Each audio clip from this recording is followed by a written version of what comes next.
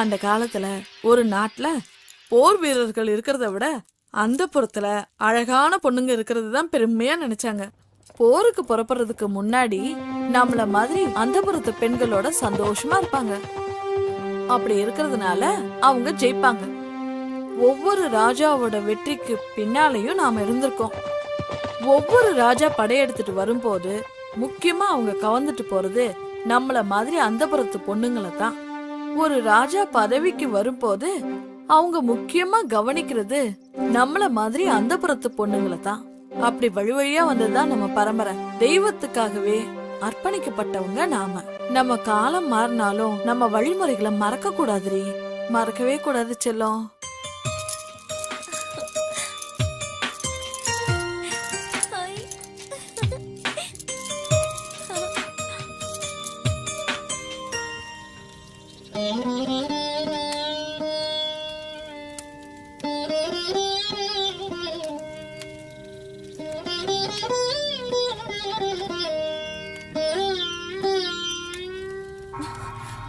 பழங்கதைய பேசி ஏன் வாழ்க்கையதான் கெடுத்த? படிக்கிற பொண்ணு அவளாவது நல்லா இருக்கட்டுமேமா. இந்த காலத்திலயும் பூஜை சடங்குன்னு நீ பெத்த பொண்ணுங்களோட வாழ்க்கைய நீயே கெடுத்துறாதம்மா. வாய் மூடுறி. அத்துவான காட்டுல எத்தனை நாள் வாழ்றது? நாமளும் மத்தவங்க மாதிரி வாழ வேணாமா? யாருக்கும் தெரியாம நடக்கிற விஷயத்த சத்தம் போட்டு சந்தி சிரிக்க வச்சிடாத. ஏற்கனவே ஊர் தப்பா பேசுது. இந்த காலத்துல இதெல்லாம் சாதாரண விஷயம். ஊர் உலகத்துல நடக்காதது இங்கோடு நடக்கல. கூப்பாடு படாத. அக்கா தங்கச்சிக்கு 2 பேரும் மூதேவி மாதிரி இல்லாம ஸ்ரீதேவி மாதிரி இருக்கணும். வரேன் சார்.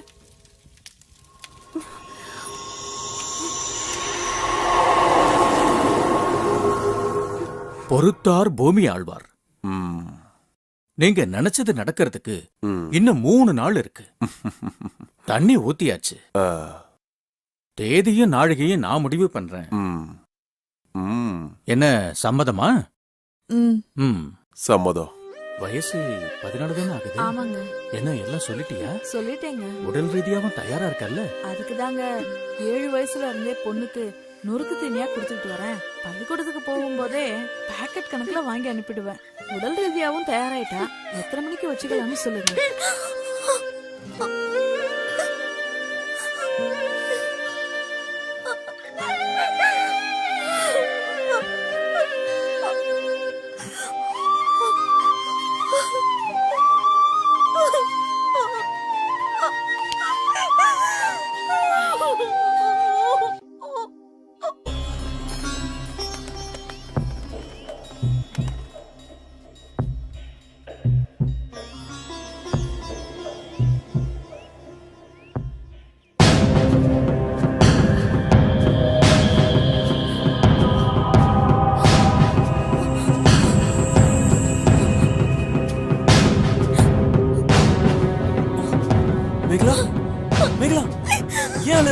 என்னாச்சு மேகலா? என்னாச்சுன்னு சொல்லு. சொல்லு மேகலா, உனக்கு என்னாச்சு? மேகலா அழாதம்மா. என்னாச்சுன்னு சொல்லு. அழாத மேகலா. சொல்றது கேளு. அழாதன்னு சொல்றேன்ல. சொல்லு என்னாச்சு? தெரியுமா அன்னைக்கு கேட்டீங்கல்ல? ஆமா. இப்ப தெரிஞ்சுக்கிட்டு மேகலா என்ன இங்க இருந்து கூட்டிட்டு போயிடுங்க. சரி சரி கூட்டிட்டு போறேன். இல்லனா எங்க அக்கா மாதிரி என்னையும் எங்க அம்மா மாத்திடுவாங்க. அழாத மேகலா.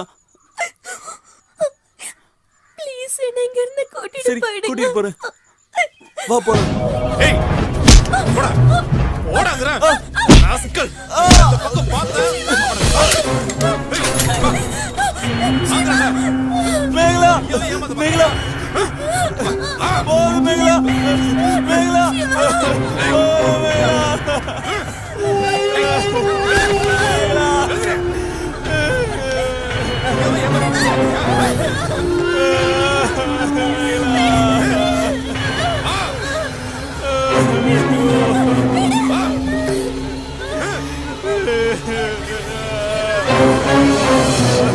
இந்த பூஜையை நாம சிறப்பா செய்யணும்னா சில கர்மம் எல்லாம் நாம செஞ்சுதான்.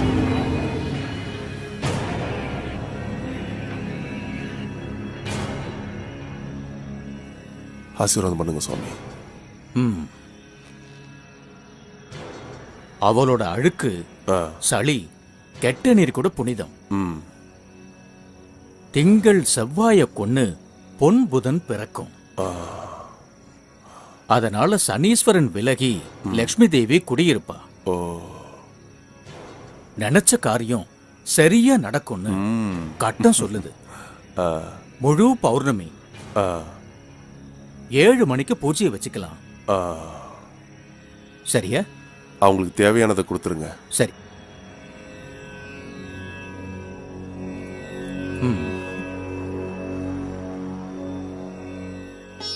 அபிராம், இங்க வா. மதுரைக்கு பக்கத்துல 40 ஏக்கராவும் ஒரு பங்களா வீடும், பேங்க்ல 50 லட்சம் பணம். இதுக்கு மேல யாரு உங்களுக்கு செய்ய போறா? ஐயாவை சந்தோஷப்படுத்த உன் மூத்த பொண்ணு ஆட சொல்லு. அவருக்கு பிடிச்சிருந்தா வச்சுப்பாரு. என்ன சொல்ற? சாமி சொல்லி மறுவார்த்தை இருக்கா? அப்படியே செஞ்சிடறேங்க.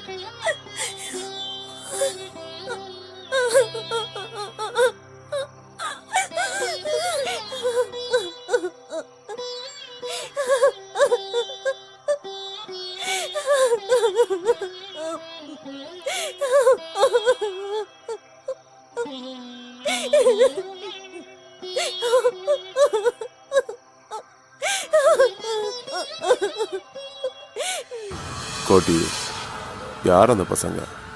சீக்கிரமா முடிச்சிரு. வெளியே தெரியாம பாத்துக்க.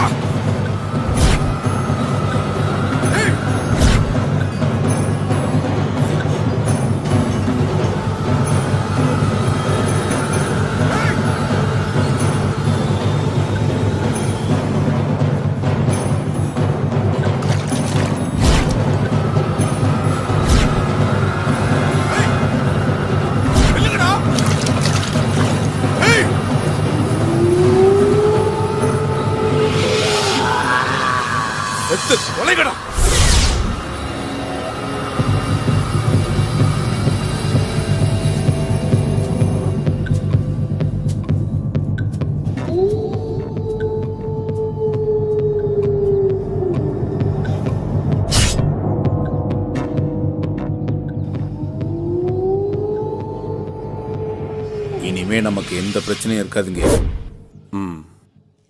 மனசுல வச்சுக்கோ, அவன் அந்த பூ பறிக்கிறதுக்கு முன்னாடி நீ அந்த பூவை பறிச்சிடு. சாவுக்கு சமமான விஷயம். சாவ நேர்ல பார்த்து வெற்றியோட வா. நல்லது சுவாமி. ஓ.